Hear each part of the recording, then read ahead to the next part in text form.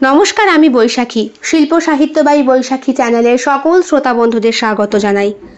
আজ আপনাদের বলবো গল্প নীলিমা ক্যাফে, প্রাপ্তবয়স্ক এবং প্রাপ্তমনস্ক শ্রোতা বন্ধুদের জন্য। প্রথম থেকে শেষ পর্যন্ত শুনবেন।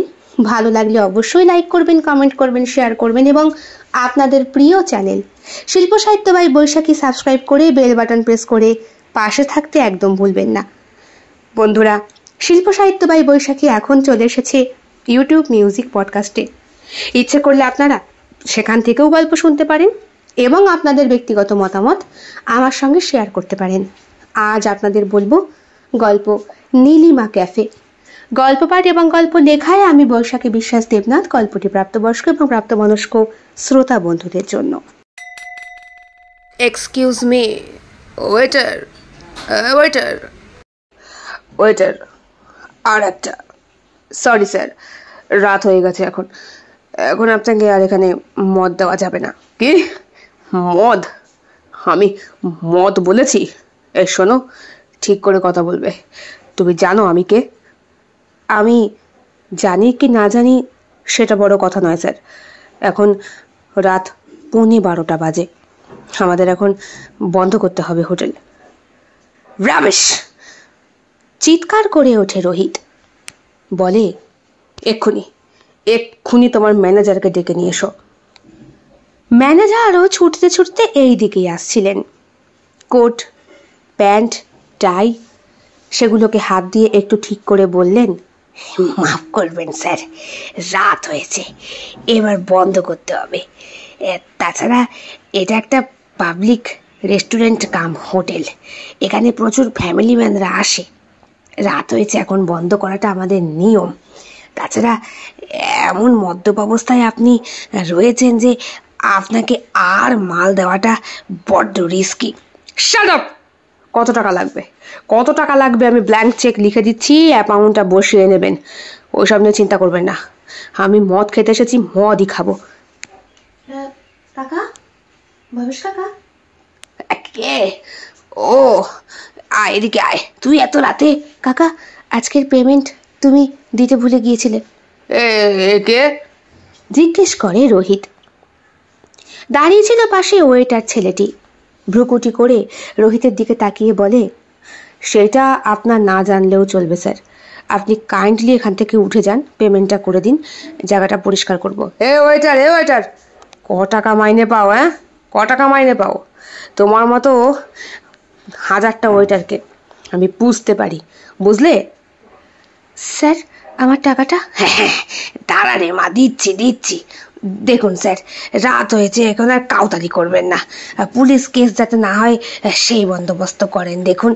পুলিশ দেখাচ্ছ? পুষ্ট সরে!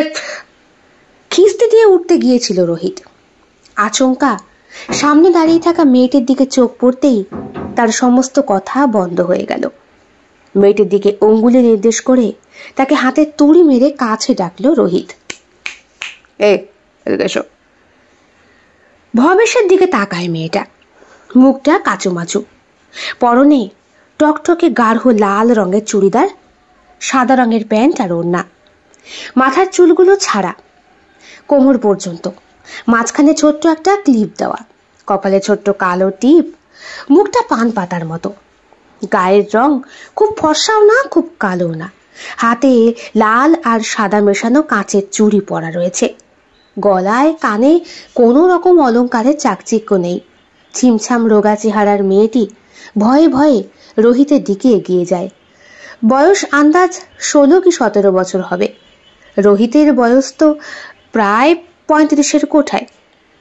মেয়েটিকে ডাকছে দেখে ভবেশ কাকা বলে ওঠেন, আমার ওকে কেন স্যার? ও এখানে গান গায় সন্ধ্যের আসরটায়। অনেক ফ্যামিলি ম্যানরাও আসেন, আপনাদের মতো ব্যবসাদাররাও আসেন। তারা এখানে বসে আড্ডায় আর কি মারে, ঠাট্টা তামাশা করে আর মদ খায়, সেটা বল। মুখের ভাষা ঠিক করে কথা বলেন স্যার। রাস্তার ধারে এটা কিন্তু একটা পাবলিক রেস্টুরেন্ট কাম হোটেল। অনেকবার শুনেছি তোর মুখে এক কথা। যা এখান থেকে, যা। এদিকে আয়। মেয়েটি ভয়ে ভয়ে এগিয়ে যায়। কি নাম? বলছি কি নাম? নীলিমা। নীলিমা? তোতলা নাকি? মেয়েটি দাঁড়িয়ে রয়েছে মাথা নিচু করে। এই যে তোকে বলছি, তোতলা। মেয়েটি কোনো উত্তর দেয় না।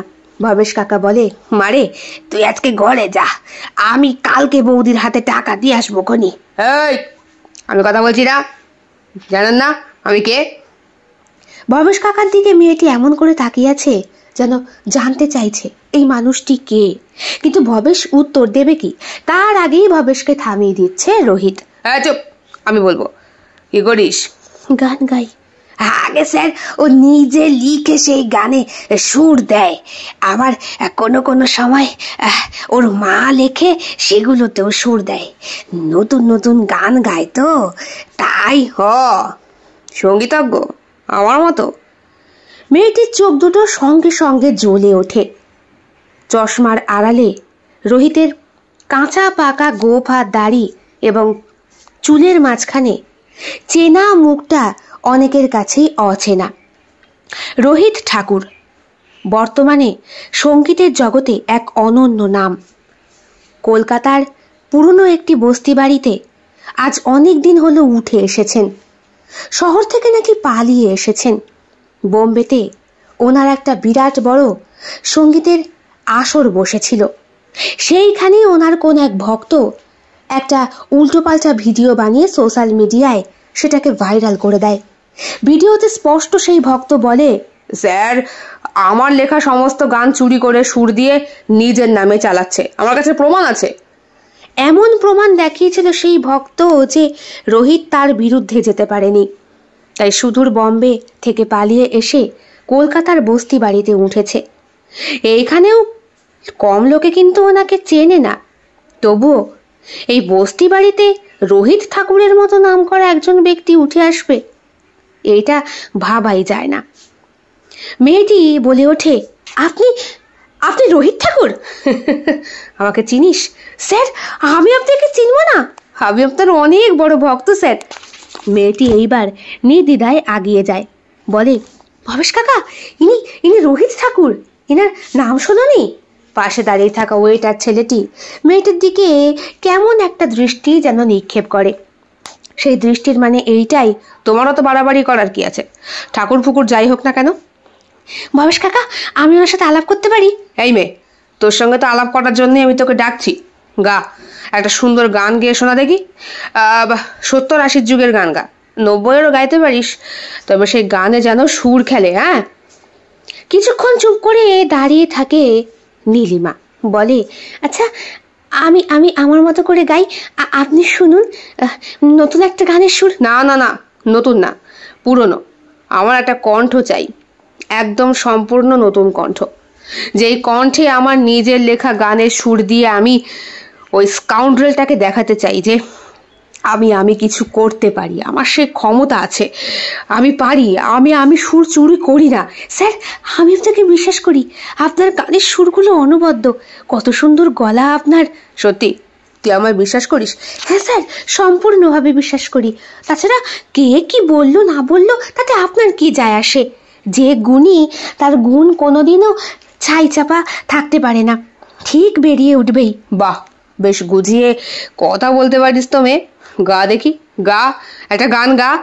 চুরা লিয়া है तुमने जो दिल को। বাহ বাহ বাহ বাহ বাহ। কয়েক লাইন গাওয়ার পরই রোহিত ঠাকুর হাততালি দিয়ে ওঠেন। টলছিলেন তিনি। ভবেশ কাকা বলে, এই রাজু, ধর। রাজু ধরে। চোখে মুখে একটা অসহ্য ভাব তার। সে রীতিমতো রাগান্বিত দৃষ্টিতে নীলিমার দিকে তাকিয়ে বলে, তোর কি দরকার ছিল পোত পাকামি মারার?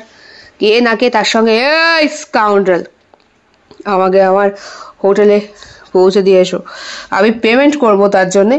আর এই মেয়ে, আমার সাথে আমার হোটেলে কালকে সকাল 10টা, না না না না না না 10টা না 11টা, ঠিক 11টায় আমার সঙ্গে দেখা করো।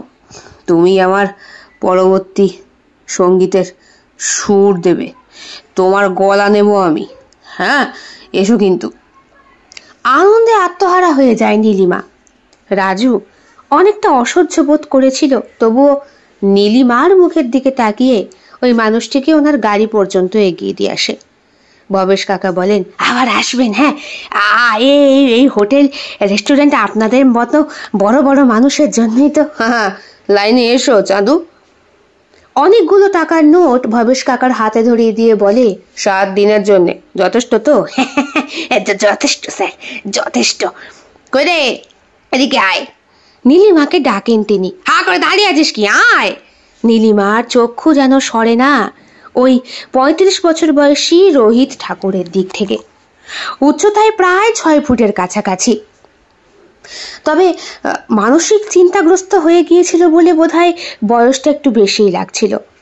ফর্সা গড়নে চাপ দাড়ি, চোখে পাওয়ারের চশমা, মাথার চুল এবং দাড়িগোপ হালকা কাঁচা পাকা, হাতে বেশ মোটা একটা সোনার ব্রেসলেট, আরেক হাতে ঘড়ি পরা। সাফারি পরনে ছিল, কালো রঙের।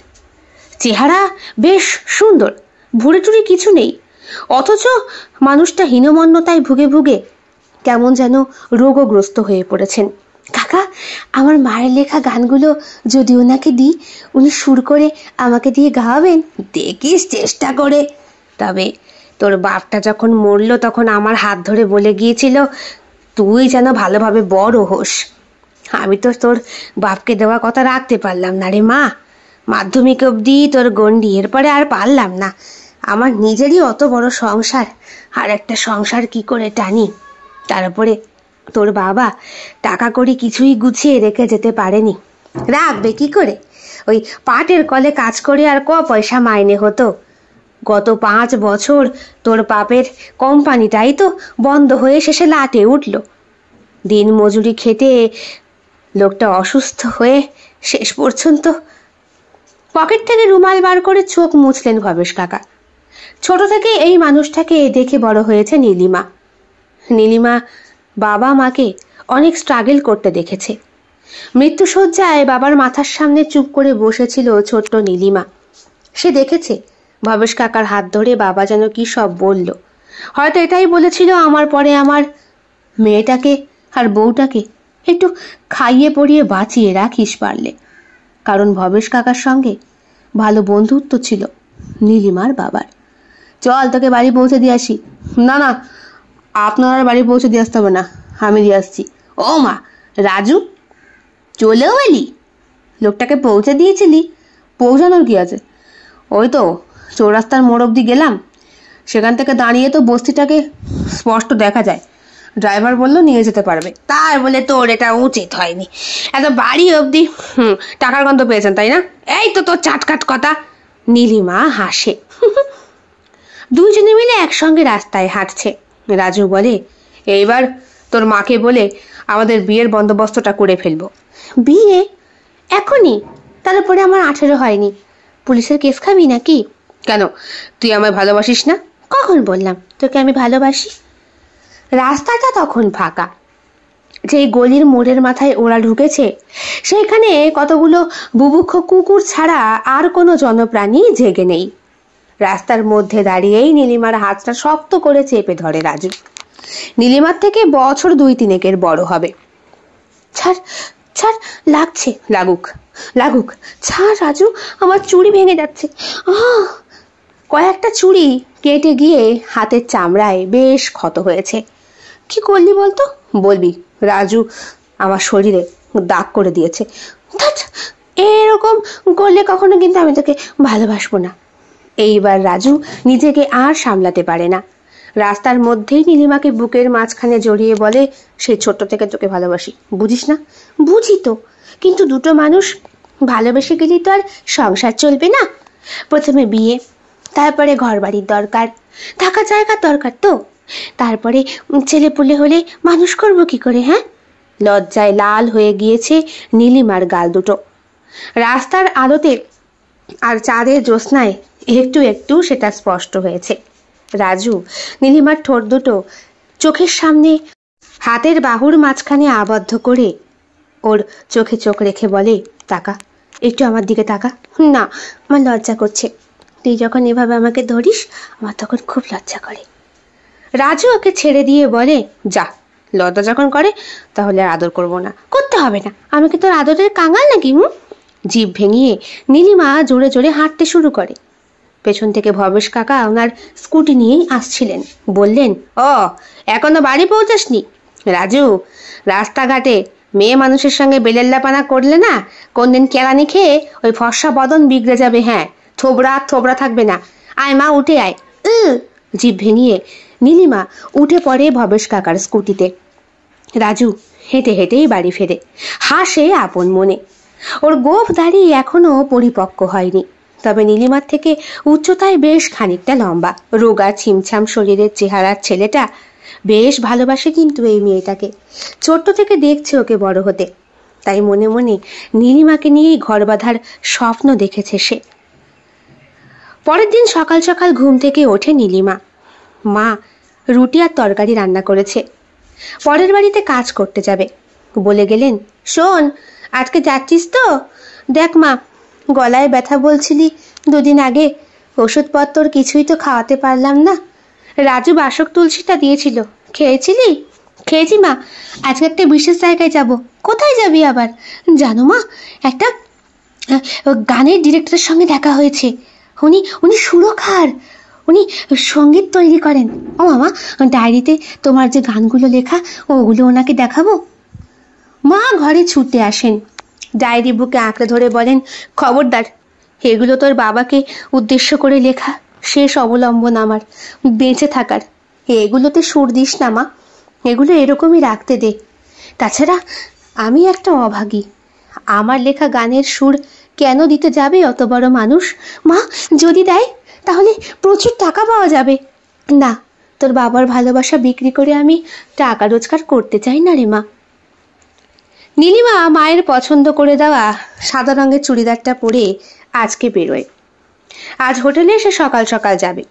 পাওনা গন্ডার টাকাটা নিয়ে তারপরে দেখা করতে যাবে ওই লোকটির সঙ্গে। রাজুকে সে বলে না, কারণ রাজু কালকে রাতে হাঁটতে হাঁটতে ওকে বলেছিল, শোন, আজ যাই কর, তুই কিন্তু ওই লোকের কাছে যাবি না। কেন? আমি বলছি তখন যাবি না। আমি তোর কে? হ্যাঁ, আর তুই বা আমার কে যে তোর হুকুম আমায় শুনতে হবে? আমি তোর কেউ না, এত বড় কথা বলতে পারলি? এখনো হয়ে দেখাতে পারিসনি।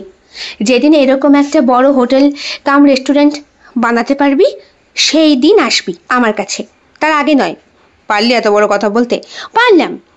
ওই বলেই জিভ ভেঙিয়ে ভবেশ কাকার স্কুটিতে উঠে বসেছিল নীলিমা। একটা অটো ধরে সে নির্দিষ্ট ওই ঠিকানাটা অনুযায়ী বস্তির গলির মোড়ের কাছে এসে দাঁড়ায়। এখানে সচরাচর খুব একটা লোকজন যাতায়াত করে না। এখানকার হোটেলগুলো ভীষণ নিস্তব্ধ, নিশ্চুপ, যেন শহরের বদ্ধ গলি থেকে বেরিয়ে এই হোটেলগুলো নিজেদের রহস্যের জাল বুনে চলেছে প্রতিনিয়ত। দেখে যেন মনে হয় কত অনৈতিক কাজকর্ম এইসব গলির মাঝখানে প্রতিনিয়ত হয়ে চলেছে মানুষের দৃষ্টিশক্তির আড়ালে।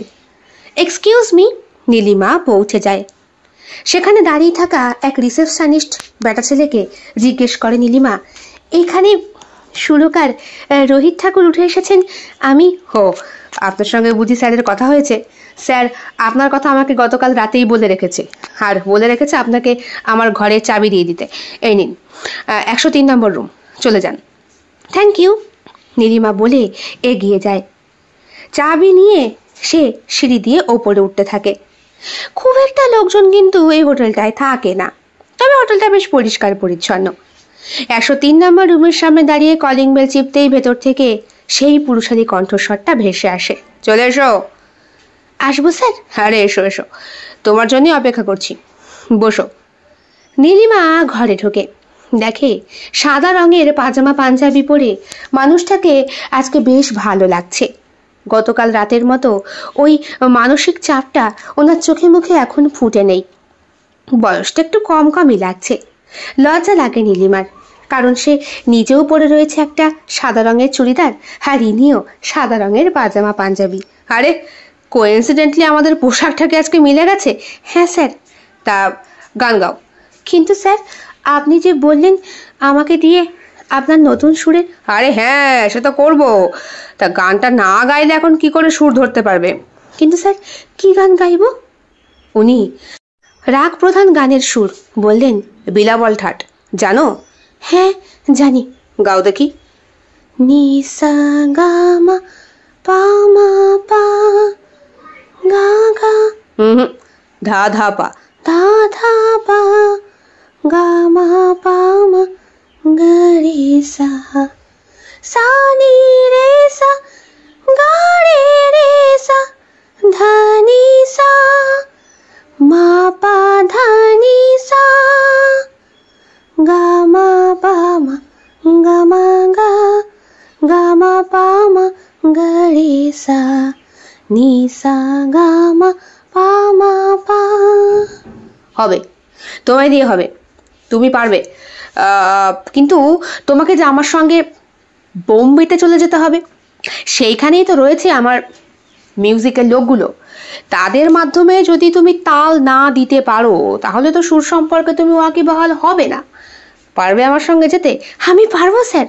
কিন্তু গতকাল রাতে ভবেশের কথা অনুযায়ী যা বুঝলাম, তোমার মা থাকেন এখানে। উনি কি আমাকে পারমিশন দেবেন? স্যার, যদি আপনি একবার ওনার সাথে কথা বলেন তাহলে নিশ্চয়ই দেবে। আমার মা গান পাগল মানুষ। বাবা পছন্দ করতো বলেই শত কষ্টেও আমাকে বাবা গান শিখিয়েছিল। আমি সেতার বাজাতে পারি স্যার। বাহ বাহ বাহ, আরো ভালো। দরজার কলিং বেলটা বেজে ওঠে। বিরক্ত হয়ে উনি বললেন, এই সময় আবার কে এলো? আমি যে ওয়েটারকে বলে এলাম তুমি ছাড়া কাউকে আমার রুমে ঢুকতে দিত না। ওফ, বসো। কে? স্যার মাফ করবেন, অনেকবার বারণ করেছি, কিন্তু এই ছেলেটি কিছুতেই আমাদের বারণ শুনছে না। বলছে পুলিশে খবর দেবে, তাই বাধ্য হয়ে। কে? ও, তুমি? নীলিমাও উঠে আসে। হে কি, তুই এখানে? তুই এখানে কি করছিস? কথাটা জিজ্ঞেস করে রাজু নীলিমাকে পাল্টা। তুই জানিস না কালকে আমার এখানে আসার কথা ছিল? ছিল, তোকে না বারণ করেছি? তুই কেন এলি? হ্যাঁ, কেন এলি বল? অনেকটা আটকে রাখা সত্ত্বেও নীলিমাকে নিজের সম্পত্তি ভেবে এই রোহিত ঠাকুরের মতো শক্তপোক্ত একজন পুরুষালী মানুষকে, যার আর্থিক সামাজিক সব দিকেই সুনাম রয়েছে, তাকে দরজা থেকে দূরে ঠেলে সরিয়ে ঘরের ভেতর ঢোকে রোগা ছেলেটা। ঢুকেই নীলিমার হাত ধরে টান মারে, বলে, চল আমার সঙ্গে চল। দেখ, এই লোকটা ভালো না। এই লোকটা তোকে তোকে শেষ করে দেবে। এনার সম্পর্কে আমি অনেক কথা শুনেছি। চোর শালা, সুর চুরি করে, আর লোকের সুর চুরি করে, লোকের লেখা চুরি করে সেখানে সুর দিয়ে দিয়ে আজকে এত টাকার মালিক হয়েছে।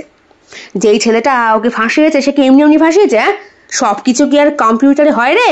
সবকিছু কম্পিউটারে হয় না। কিছু কিছু ভিডিও ক্লিপ সত্যি থাকে, কিন্তু ছেলেটা তো গরিব, তাই ওর কথার কোনো প্রমাণ নেই।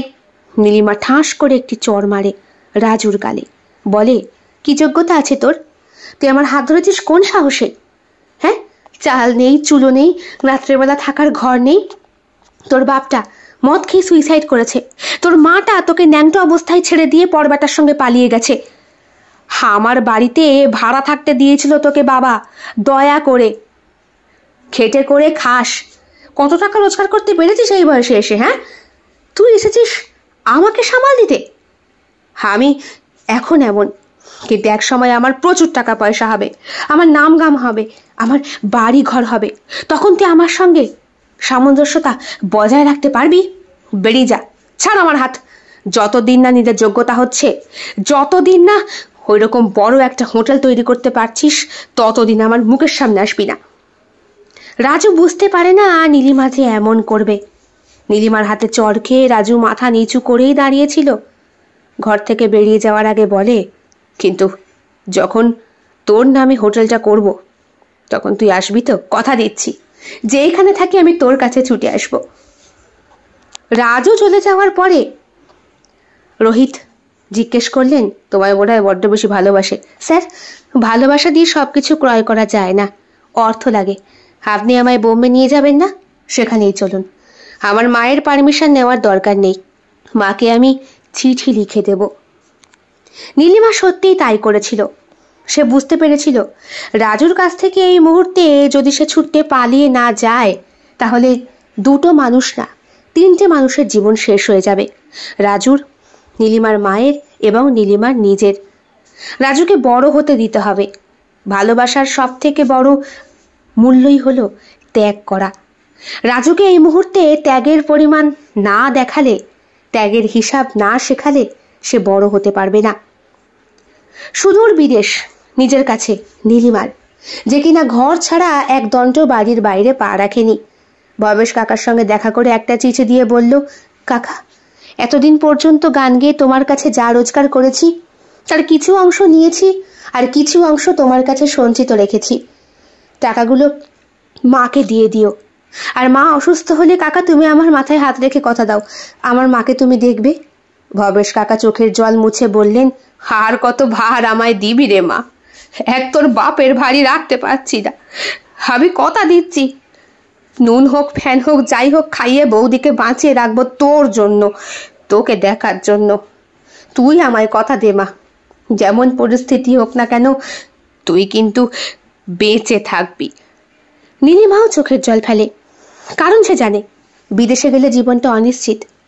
বোম্বে শহর হয়তো প্রচুর নায়ক নায়িকাকে তৈরি করে, অনেক আশা দেখায় বলেই সেখানে সবাই গিয়ে ওঠে, কিন্তু সবাই কি আর নায়ক নায়িকা গায়ক গায়িকা হয়ে উঠতে পারে? কেউ কেউ হয়তো অতলেই হারিয়ে যায়। নীলিমার কপালে কি হবে নীলিমা জানে না, শুধুমাত্র এই সঙ্গীতজ্ঞের কথার উপরে বেশ করেই সে সুদূর বোম্বেতে পাড়ি দিতে রাজি হয়েছে। নীলিমা, নীলিমা, এই তো। কি ব্যাপার, এত দেরি করছো? চলো, কনফারেন্স তো রেডি হয়ে গিয়েছে। কিন্তু রোহিত, আমার এই রোজকারের কনফারেন্স আর ভালো লাগছে না, আমি একটু রেস্ট চাই। তাছাড়া গলাও ব্যথা হয়ে গিয়েছে। কি বলছো? বোম্বে এসে মাত্র বছর 5 হয়েছে, এরই মধ্যে তোমার সুরের মূর্ছনায় প্রত্যেকটা মানুষ পাগল। তোমাকে ছাড়া মিটিং হবে না, তোমার গান মাস্ট। কিন্তু কিন্তু রোহিত, আমার গান তো আজ পর্যন্ত কোনো অডিও রেকর্ডারে আসলো না, অথবা কোনো সিনেমায়। আমি গান রেকর্ড করি, গান গাই, গানের সুর ভাজি, সবই করি, সে গানগুলো যায় কোথায়? আরে বাবা, সেই গানগুলো সেই রকম মানুষের কাছে যায় যারা এসব গানের যোগ্য। তার মানে তুমি বলতে চাইছো এইসব গানের যোগ্য আম পাবলিক নয়? আমি তো স্বপ্ন দেখেছিলাম কোথায় আমার মা, আমার ভবেশ কাকা আর ওই রাজু, ওই স্কাউন্ড্রেলটা যে আমাকে ধাক্কা দিয়ে তোমাকে আমার কাছ থেকে ছিনিয়ে নিতে চেয়েছিল। রোহিত, এক্স্যাক্টলি, তোমায় দেখে আমার খুব পছন্দ হয়ে গিয়েছিল নীলিমা। নিহাত আমাদের বয়সটা তখন অসামঞ্জস্যতায়, এখন তো সেই বয়সটা আমাদের সুন্দর। আমি 40-এর কোঠায় হলেও তুমি 20-তে পা দিয়েছো। তোমার এই রূপের ছটা আমাকে পাগল করে দেয়। প্লিজ এই বিষয়ে পরে কথা বলবো খুনি। বোম্বেতে আসার পর নীলিমার জীবন বদলে গিয়েছে। 6 মাস, মাত্র 6 মাসের মধ্যে যেই ছেলেটি রোহিত ঠাকুরের বিরুদ্ধে কেস করেছিল তাকে পাল্টা কেসে জড়িয়ে দেন তিনি, এবং প্রমাণ সাপেক্ষ ওনার সুর এবং কণ্ঠের অধিকারিণী নীলিমা তার হাতিয়ার হয়ে দাঁড়ায়। কোর্ট প্রমাণ করে দেয় রোহিত ঠাকুর একজন বিখ্যাত সঙ্গীতজ্ঞ, যার লেখা আর 5টি লেখকের সঙ্গে মেলে না, যার সুর আর 5টি সুরকারের সঙ্গে মেলে না। সবটাই ওনার মস্তিষ্ক প্রসূত এবং স্বয়ং মা সরস্বতীর দান। নীলিমা ওনার হাতিয়ার। সেই নীলিমাকে দিয়ে উনি প্রায় দিনই গান রেকর্ড করান। প্রত্যেকটা গানে লিরিক্সের থেকে সুরের পরিমাণটা বেশি, আর বাদবাকি নীলিমার কণ্ঠের জাদুতেই আর মিউজিক ইনস্ট্রুমেন্টের গুঁতোয় ভরপুর সুন্দর সঙ্গীত না হোক তবে কিছু একটা তৈরি হয়। অনেক রকম ফিল্মে সাইন করার জন্য প্রডিউসাররা এসেছিলেন রোহিত ঠাকুরের বাড়িতে, কিন্তু উনি বলে দিয়েছেন না না, নীলিমা এখনো প্রিপেয়ার নয়। তাছাড়া নিজস্ব কতগুলো গান আমি তৈরি করছি, সেইগুলোর সুর দিয়ে আগে ওকে দিয়ে একটা অ্যালবাম তৈরি করি, দেখি পাবলিক খায় কি না।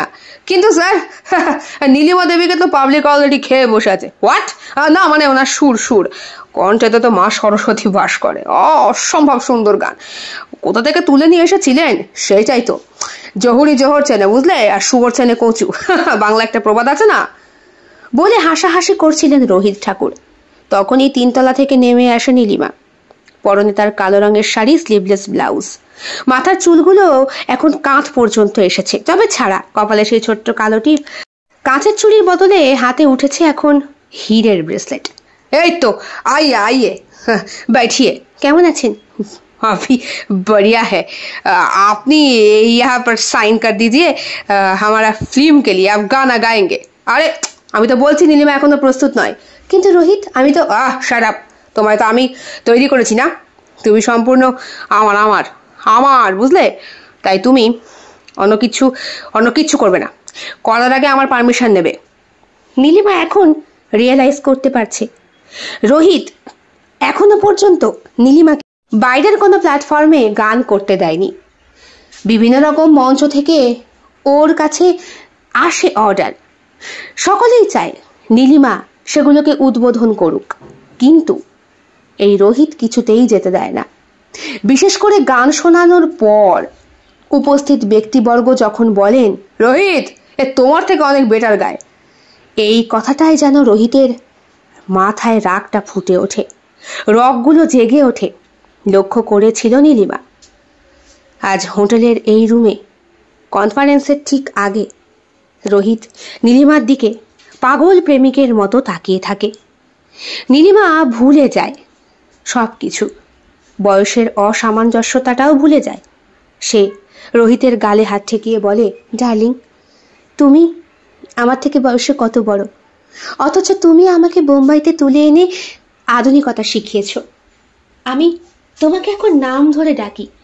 যেই সংস্কারী মেয়েটা আমি বয়সে 6 মাসের বড় ব্যক্তিকেও সম্বোধন করতাম দাদা, দিদি অথবা কাকু বলে, সেই 20 বছরের প্রায় বড় তোমাকে আমি নাম ধরে ডাকি। আধুনিকতার ছাপ তুমি আমার মধ্যে এনে দিয়েছ। তুমি আমায় সৃষ্টি করেছো রোহিত, তাই আমার সব কিছুই তোমার অবদান। সত্যি সত্যি তুমি আমায় বিলিভ করছো? Yes, I believe you. Rohit চুম্বন করে নীলিমার লাল রাঙা ঠোঁটে। আজকে নীলিমার পরনে ছিল লাল টুকটুকে জরির শাড়ি, সিফনের পাতলা ব্লাউজ, যেটা বুকের সামনের দিকে প্যাট বসানো, সুতরাং অন্তর্বাসের বালাই নেই। রোহিত ওর ঠোঁটে নিজে ডুবে গিয়ে ধীরে ধীরে ওর ঠোঁট নামিয়ে নিয়ে আসে গলা থেকে বুকে। সেইখানে যেন ব্লাউজটা আবদ্ধ করে রেখেছে দুটো সত্তাকে। টান মেরে সেটা খুলে ফেলতেই উন্মুক্ত সেই বুকের ওপরে মুখ গুজতেই নীলিমার শীতকার দিয়ে ওঠে। রোহিত বলে, এতদিন তাহলে কেন আমাকে আটকে রেখেছিলে সোনা? কারণ এতদিন তো আমি সাকসেস পাইনি, আজ আমি সফল তোমায় পেয়ে। তুমি তুমি আমায় সত্যি ভালোবাসো রোহিত? আমরা বিয়ে করতে পারি না? আমরা সংসার করতে পারি না? এক্স্যাক্টলি, আমি এই জন্যই তোমাকে তুলে নিয়ে এসেছিলাম। বিশ্বাস করো, তোমার কণ্ঠ আমাকে জানিয়ে দিয়েছিল আমার প্রতিদ্বন্দ্বী সৃষ্টি হয়েছে। হ্যাঁ সত্যি, যেই ছেলেটি আমার বিরুদ্ধে কেস করেছিল সে ভুল কিছু করেনি নীলিমা, ভুল কিছু করেনি। ও আমার কাছে অনেক আশা নিয়ে ওর গানের ডায়েরি নিয়ে এসেছিল আমাকে দেখাতে, যে এগুলো লিখেছে আর সুরও দিয়েছে, ও গাইবে, খুব সুন্দর গাইতো, কিন্তু আমি নিজের থেকে বড় ওকে হতে দিতে পারি না। আফটার অল ভারতবর্ষের আমি এখন বেস্ট সিঙ্গার। ভারতবর্ষ শুধু নয়, আমি আমার প্রতিভা গোটা বিশ্বে ছড়িয়ে দিতে চাই। আমি আমার কোনো প্রতিদ্বন্দ্বী রাখতে চাই না। তোমার এই কণ্ঠ বলে নীলিমার গলায় পাগলের মতো চুমু খেতে থাকে রোহিত। কিছুক্ষণ আগে নীলিমা জেগে উঠেছিল, কিন্তু রোহিতের কথায় এখন সে চুপ। রোহিত, আমার মায়ের লেখা সেই গানের ডায়েরিটা? হ্যাঁ, ওইটাই তো পরবর্তী অ্যালবাম। তবে তোমার কপাল ভালো, এই গানগুলো তুমিই গাইবে আর সুর আমি দেব। কিন্তু ওই সুরকার বা গান লেখার জায়গায় কিন্তু আমার নামটাই থাকবে। বিনিময়ে কত টাকা চাই? তোমার মার নামে ব্ল্যাঙ্ক চেক চলে যাবে ওই ভবেশের কাছে। অ্যামাউন্টটা বসিয়ে নেবে খনি? হ্যাঁ রোহিত, তুমি আমার সঙ্গে এত বড় বেইমানি করবে? নীলিমা ধাক্কা দিয়ে রোহিতকে সরিয়ে দেয়। রোহিতের শরীর তখন জেগে উঠেছে। এতগুলো বছর পর জীবনে যেন বসন্তের ছোঁয়া এসেছে এই 20 বছরের মেয়েটার শরীরের মধ্য দিয়ে। আঁচলটাকে বুকের ওপর ঠেকিয়ে নিজের আবরণহীন বক্ষ দুটোকে ঢাকার চেষ্টা করে নীলিমা। ওর উন্মুক্ত পিঠের মাঝখানে লাল তিলটা রোহিতকে আকর্ষণ করে। রোহিত পেছন থেকে জাপটে ধরে ওর পিঠে মুখ গুঁজে দেয়, বলে, উফ, সামান্য কটা গানের জন্য এমন? না, ওই গান কটা সামান্য নয় রোহিত, ওই গান কটা আমার মায়ের শেষ অবলম্বন, আমার বাবাকে ভালোবাসার শেষ স্মৃতি। তাই বলি, গানে এত রস আসে কি করে? রোহিত, আমার একটা কথা বলো, আমার গানগুলো কোথায় গিয়েছে? যে গানগুলো দিয়ে তুমি আমায় গাইয়েছো, যেগুলোর বেশিরভাগই ইংলিশ লিরিক্স, গিয়েছে কোথায় সেগুলো? সেগুলো দুবাইতে গিয়েছে। দুবাই শেখ আছে না, ওনার অনেকগুলো মেয়ে বন্ধু আছে, তাছাড়া হোটেল আছে, বার আছে, সেইখানে তোমার গানগুলো বাজে, আর সেই গানগুলো শুনেই তো মানুষের শরীরে কাম জাগে। রোহিত, এই যে এখন তুমি আমার শরীরে কামনা বাসনায় ভরিয়ে দিচ্ছ। এইভাবে তুমি আমার কাছে বন্দিনী হয়ে থাকবে, আমার বেডরুমে। তুমি আমার বেড সিঙ্গার, আমার রোজ রাতে গান শোনাবে, আর আমি তোমায় অপার্থিব সুখ দেবো। এই যে তোমার গলার হীরের নেকলেস, কানের দুল, হাতের এই যে হীরের ব্রেসলেটটা, এগুলো কে দিয়েছে? আমি তো। নীলিমা তাকিয়ে রয়েছে রোহিতের দিকে। রোহিত নীলিমাকে শুইয়ে দেয় এবং ওর শাড়ির সায়া ধরে টান মারে। নীলিমা বাধা দেওয়ার চেষ্টা করে না। এত বছর পরে রোহিতের পুরুষালী শরীরটা এই কচি দেহটাকে পিষে শেষ করে দিচ্ছে। কিন্তু একটা সময় আর সহ্য করতে না পেরে হাতের কাছে টেবিলের ওপরে রাখা কাঁচের গ্লাসটা রোহিতকে আঘাত করার চেষ্টা করে নীলিমা সেটা তুলে। রোহিত ঠিক সেই সময় হাত দুটো চেপে ধরে বলে, ব্ল্যাক ক্যাট, তোমার চোখের হিংসে কি আমি বুঝি না? আমি তো জানতাম তোমার মায়ের গানের সুর যদি আমি দিই তুমি রাগ করবেই, আর এই কারণেই তো আজ তোমায় আমি শেষ করে দেব। রোহিত রোহিত রোহিত আমার ভুল হয়ে গিয়েছে, আমি অনেক ভুলে তোমার কাছে এসেছি, আমি কোথাও তোমার নাম বলবো না, আমায় ছেড়ে দাও। না সোনা, আর তো সময় নেই।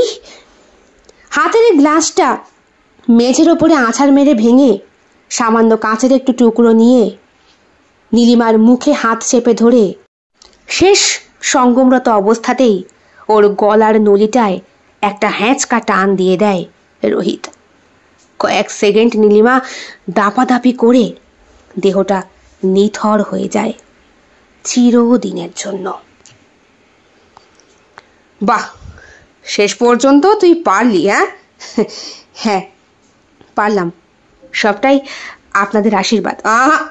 আশীর্বাদ নয় রে বাবা, তোর জেদ বুঝলি, এই জেদেই তুই এই ক্যাফে তৈরি করতে পারলি। কিন্তু নামটা নীলিমা ক্যাফে কেন দিয়েছিস রাজু? কাকা নীলিমা ছাড়া কাউকে জীবনে ভালোবাসতে পারিনি, ওই আমার সব। ও যখন আমায় ছেড়ে বোম্বে চলে গেল তখন একটা অসম্ভব জিদ চাপলো মাথায়, এমন করে কাজ করব, জীবনে একটা গোল রেখে কাজ করব, আর প্রত্যেক দিন সকালে উঠে ডায়েরির পাতাতে সেই গোলটা পড়ে নিজেকে উদ্বুদ্ধ করে আজকে এইখানে। ভবেশ কাকাকে দিয়ে ফিতে কাটাতে চেয়েছিল রাজু, কিন্তু ভবেশ কাকা নীলিমার মাকে নিয়ে এসেছে। আজ বছর 10 হয়ে গেল নীলিমার কোনো খোঁজ খবর নেই। বেচারি চিন্তায় একেবারে শেষ হয়ে গিয়েছে। হাসপাতালের বেডেই বছরের বেশিরভাগ দিন ওনার কাটে। হাতে কাঁচি নিয়ে রাজুর দিকে একবার তাকিয়ে বড় বড় করে ইংলিশ অক্ষরে লেখা নীলিমা ক্যাফেটা উনি একটু দেখলেন। চোখের কোনায় জল চলে এসেছে। রাজু বলল, চিন্তা নেই মা, আমি ওকে উদ্ধার করে নিয়ে আসবো, একদম চিন্তা করবেন না। ফিতে কাটার পরে অসংখ্য সাংবাদিক এবং করতালির মাঝখানে নিজেকে আবিষ্কার করে রাজু। হাতে মাউথ স্পিকার নিয়ে বলে, নীলিমা, যেখানেই থাকো আমার জীবনে ফিরে এসো। তুমি আমায় কথা দিয়েছিলে, কিন্তু তুমি আমার কাছে আসবে, আমাকে ভালোবাসবে। সেই কথা পূরণের দিন এসছে নীলিমা। আমি জানি তুমি যেখানেই থাকো এই খবর তুমি ঠিক দেখতে পাচ্ছ, কারণ এখন পৃথিবীর যাবতীয় খবর আমরা ঘরে বসে টেলিভিশনের মাধ্যমে শুধু নয়, ইন্টারনেটের মাধ্যমেও দেখতে পাই। প্লিজ নীলিমা, চলে এসো প্লিজ।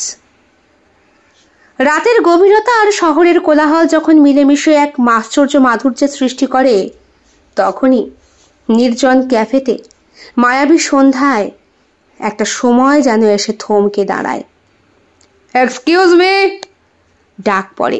Yes sir. কি, আমার মত শেষ কেন? সরি স্যার, আপনার বিল পেমেন্টের সময় চলে এসেছে, এখন আমাদের রেস্টুরেন্ট বন্ধ করতে হবে। এক্সকিউজ মি,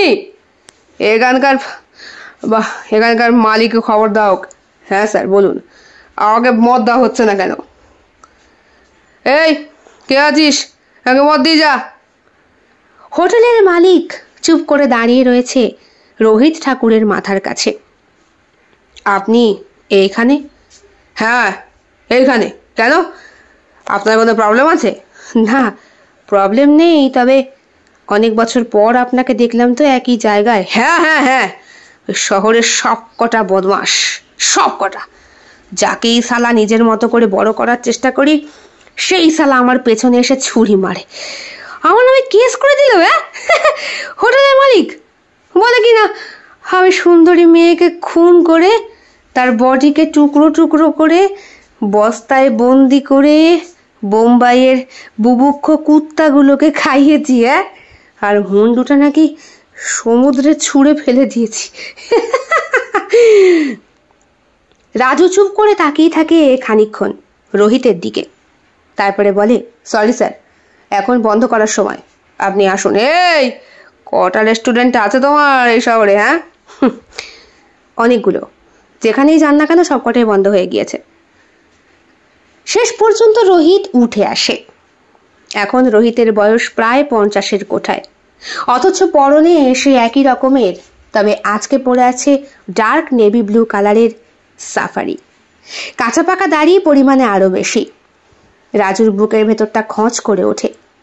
কদিন আগেই সোশ্যাল মিডিয়ায় খবরটা উঠেছিল, রোহিত ঠাকুরের বিরুদ্ধে আবার একটা পুলিশি মামলা। ওনার হোটেলে ওনার সঙ্গে থাকা একটি সঙ্গিনী মেয়েকে উনি টুকরো টুকরো করে বুভুক্ষ কুকুরদের খাইয়েছেন, ভাসিয়েছেন ওনার মুন্ডুটা, আজ থেকে প্রায় বছর 6 আগে। তবে সেই কেস এখন উঠে এসেছে। জানা যাচ্ছে ওই ভেসে থাকা মুন্ডুটা আবিষ্কার হয়েছে নাকি, আর তার ওপর বেস করেই এনাকে পাকড়াও করা হয়েছে। সেইখান থেকে বাঁচতে রোহিত উধাও, আর আসবি তো আসবি শেষ পর্যন্ত নীলিমা ক্যাফে। আমি আজকে চলে যাচ্ছি, কিন্তু কিন্তু আমি আসবো, আবার আসবো। রোহিত ঠাকুর চলে গেলেন। রাজু ওয়েটার মেয়েগুলোকে ডেকে বললেন, তোমরা পরিষ্কার করে নাও, বাড়ি পৌঁছে দিয়ে আসবো খনি।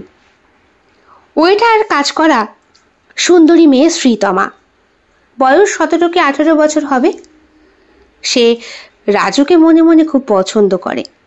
বাপ মা মরা মেয়েটা হোস্টেলে থেকে মানুষ, পড়াশোনা করার জন্য, নিজের হাত খরচ চালানোর জন্য এই হোটেলে চাকরি করে সে।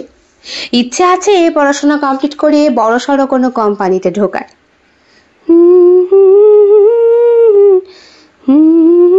এই তুমি গান জানো?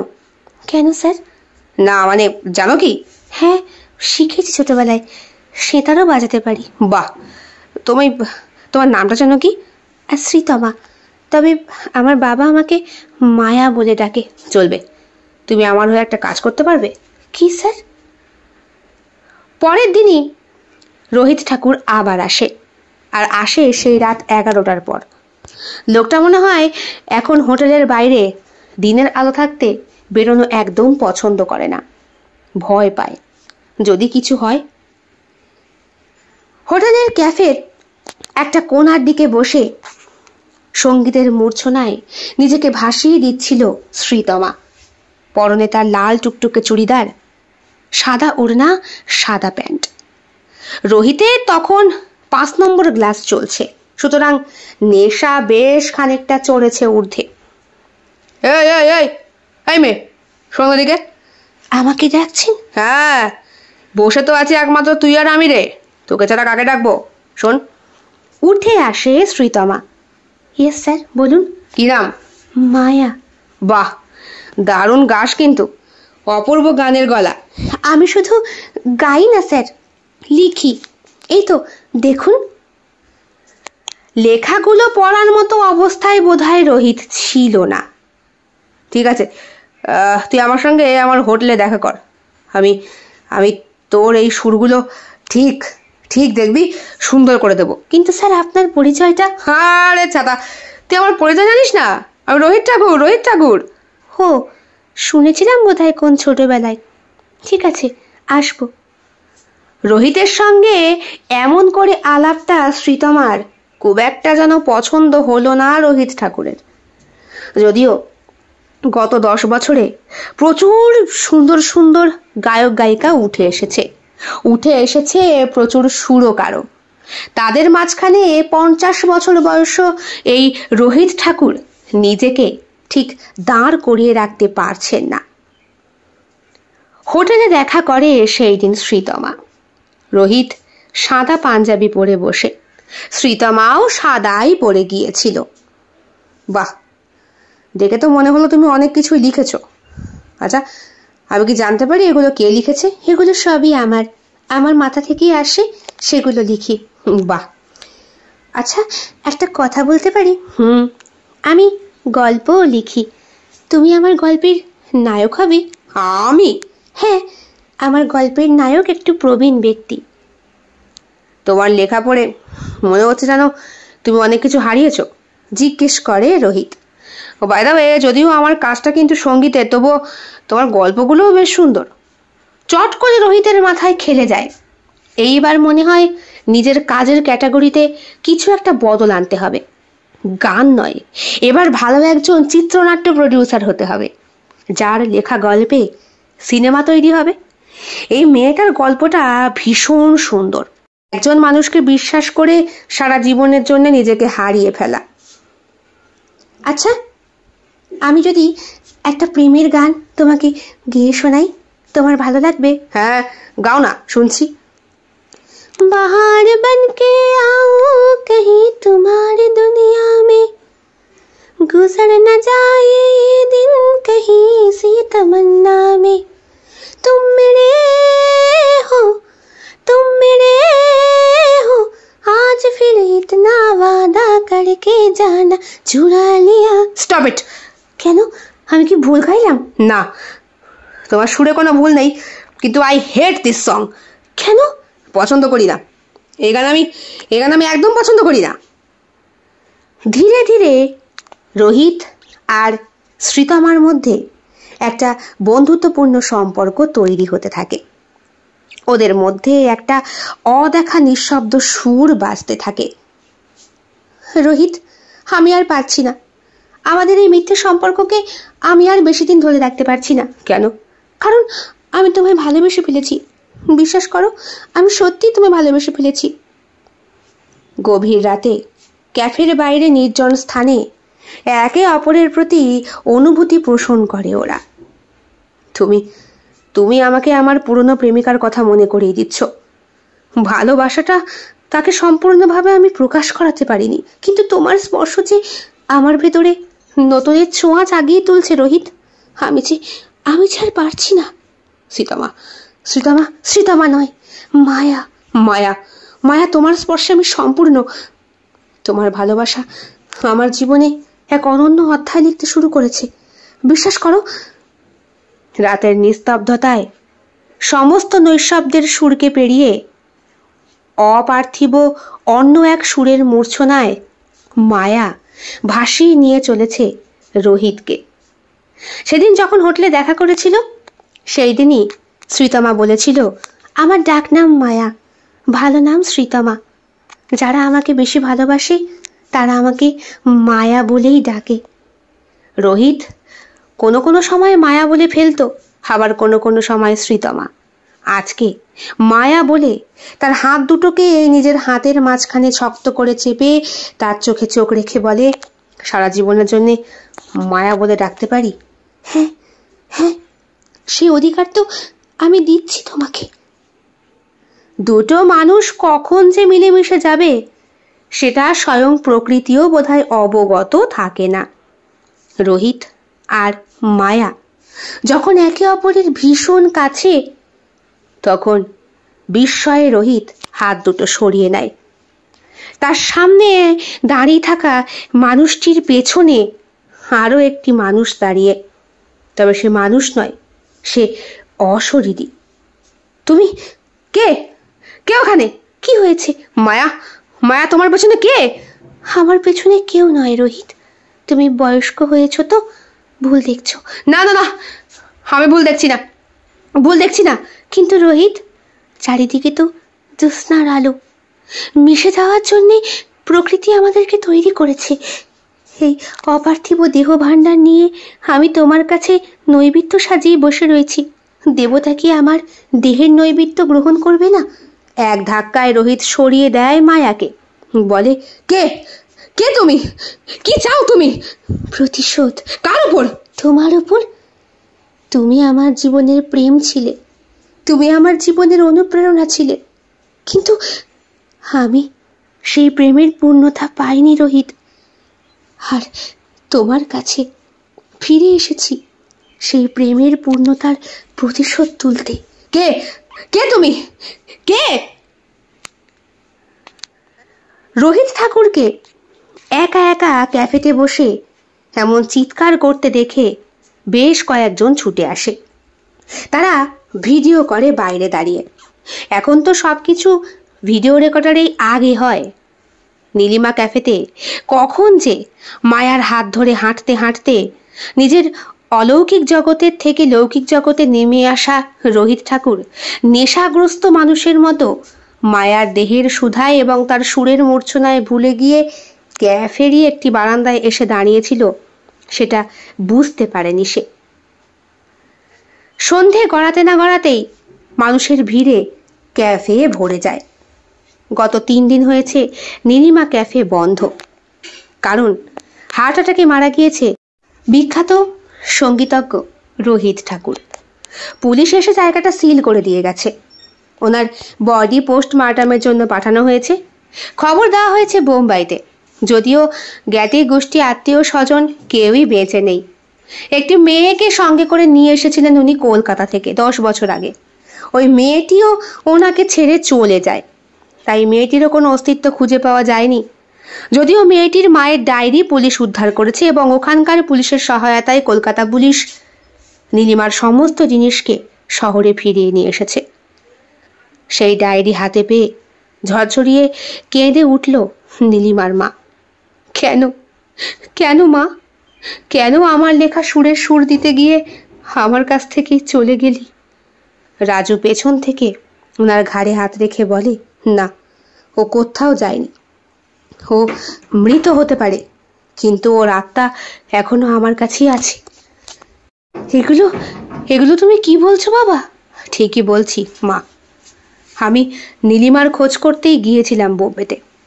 আমার ক্যাফের উদ্বোধন করার জন্য রোহিত ঠাকুরের ভিলার সামনে গিয়ে হাজির হই।